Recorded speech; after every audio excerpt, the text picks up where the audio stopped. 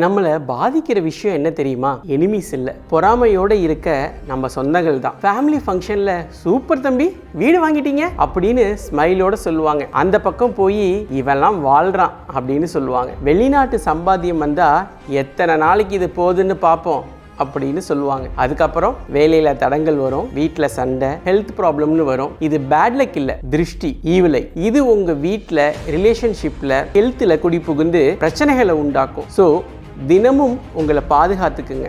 எல்லா விஷயமும் ஷேர் பண்ண வேணாம். சில சந்தோஷங்கள் ப்ரைவேட்டாக இருக்கட்டும். வீட்டை விட்டு வெளியே போகும் முன்னாடி பூஜை அறையில் உங்கள் குடும்பம் சேஃப்டிக்கு ப்ரே பண்ணிவிட்டு ஃபைனல் ஸ்டெப்பாக நெத்தியில் புணுக அப்ளை பண்ணிக்கோங்க. இது ஒரு ஷீல்டு மாதிரி பேடை அண்ட் நெகட்டிவிட்டிக்கு அகைன்ஸ்டாக செயல்படும். இந்த மாதிரி எதிர்மறையான விஷயங்களில் இருந்து உங்கள் குடும்பத்தை பாதுகாத்துக்க தெய்வீகாவோட அசல் புணுக வாங்கி பயன்பெறுங்க.